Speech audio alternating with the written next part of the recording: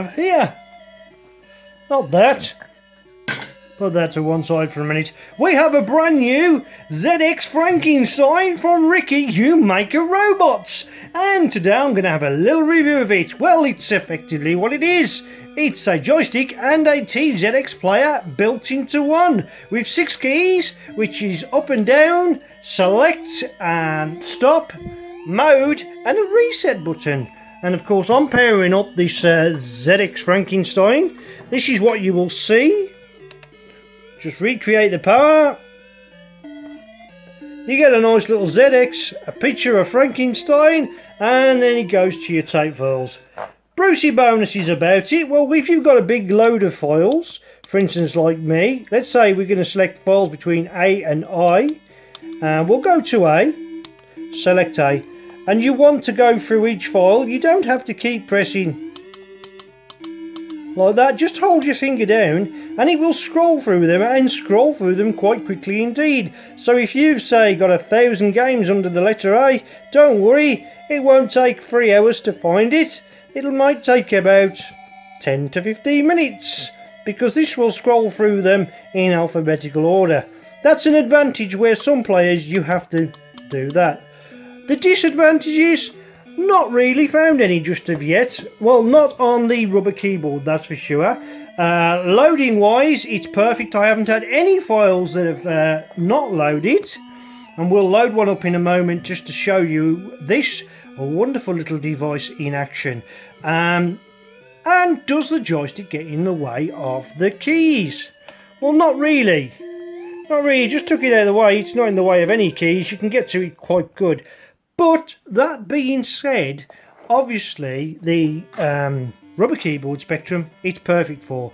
But the 48K and the Toast Rack Plus cases sit slightly higher, and it can cause you issues getting to number 9 and 0, which shouldn't be too bad an issue, because obviously if you're using joystick you're not necessarily going to need the keys anyways, unless you're using 9 to start the game or 0 to start the game, and you only have to press them once, so you can kind of work around them.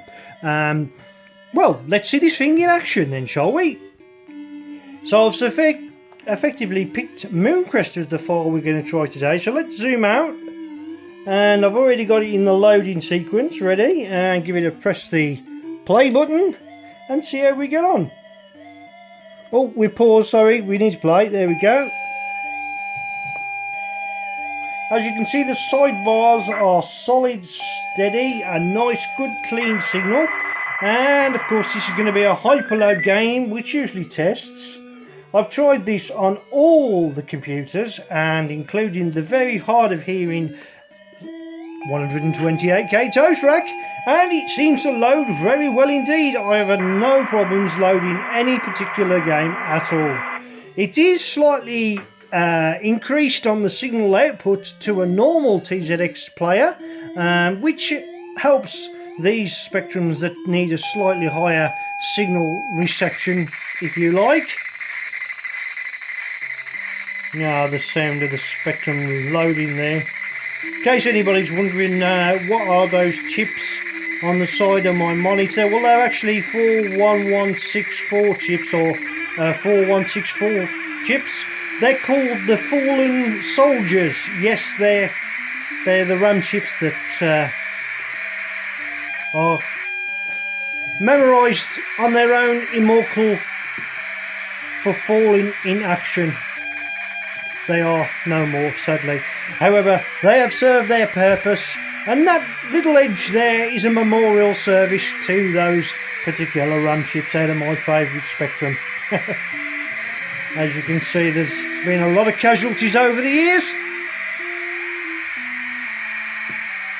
So as you can see, let's mute the sound of that for now. You can see it's clearly loading.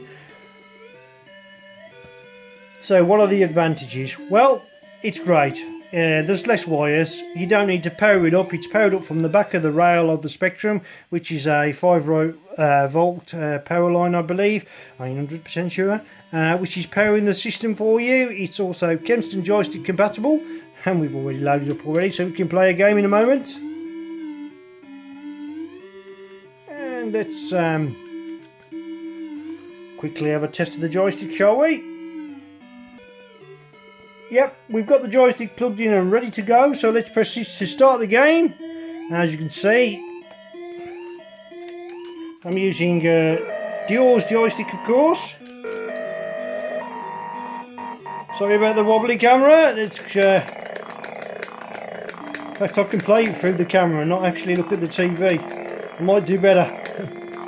There's no lag. Yep, I can confirm that the joystick port is working really well indeed. Not a problem at all. My game skills, on the other hand, have got serious issues. Okay, what else can we try?